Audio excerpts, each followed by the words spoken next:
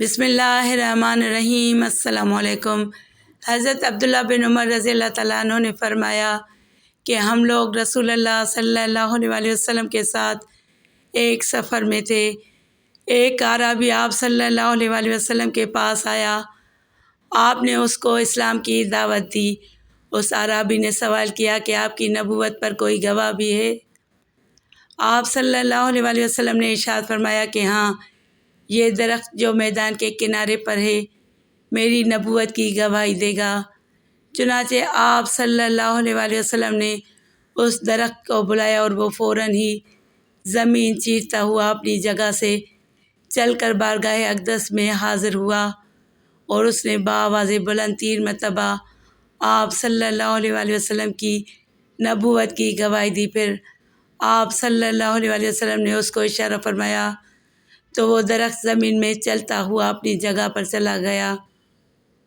اعرابی یہ معجزہ دیکھتے ہی مسلمان ہو گیا اور جوش عقیدت میں عرض کیا کہ یا رسول اللہ صلی اللہ علیہ وسلم، مجھے اجازت دیجیے کہ میں آپ کو سجدہ کروں۔ آپ صلی اللہ علیہ وسلم نے ارشاد فرمایا کہ اگر اللہ کے سوا کسی دوسرے کو سجدہ کرنے کا حکم دیتا تو میں عورتوں کو حکم دیتا کہ وہ اپنے شوہروں کو سجدہ کریں۔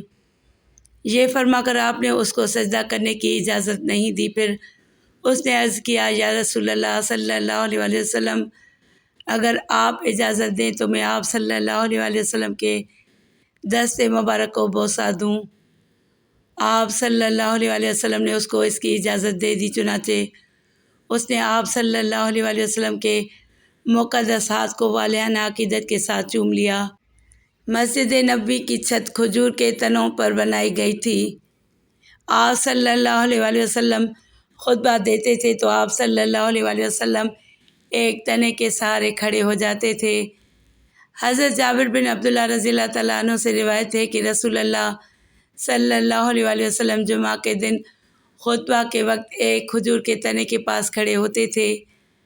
ایک انصاری عورت نے پیشکش کی کہ اے اللہ کے رسول صلی اللہ علیہ وسلم، کیا ہم آپ صلی اللہ علیہ وسلم کے لیے ایک ممبر نہ بنا دیں جس پر آپ صلی اللہ علیہ وسلم واعظ کے وقت بیٹھا کریں، کیونکہ میرے پاس ایک غلام بڑھئی ہے۔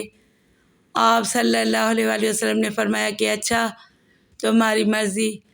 اس عورت نے آپ صلی اللہ علیہ وسلم کے لیے جاؤ کے درخت سے 3 سیڑھیوں والا ایک ممبر تیار کروا دیا۔ تو جمعہ کے دن جب حضور صلی اللہ علیہ وسلم اس ممبر پر بیٹھے تو اس کھجور کے تنے سے رونے کی آواز آنے لگی، جس پر ٹیک دے کر آپ صلی اللہ علیہ وسلم پہلے خطبہ دیا کرتے تھے۔ یہ دیکھ کر آپ صلی اللہ علیہ وسلم ممبر پر سے اترے اور اسے پکڑ کر اپنے سینے سے لگا لیا۔ اس وقت بھی وہ لکڑی اس چھوٹے بچے کی طرح سسکیاں بھر رہی تھی جسے چپ کرانے کی کوشش کی جاتی ہے۔ اس کے بعد وہ چپ ہو گئی۔ یہ آپ صلی اللہ علیہ وسلم کا ایک معجزہ ہے کہ آپ صلی اللہ علیہ وسلم کی جدائی کا غم ایک لکڑی پر بھی ظاہر ہوا۔ آخر آپ صلی اللہ علیہ وسلم نے اس لکڑی کو سینے سے لگایا، تب جا کر اس کا رونا بند ہوا۔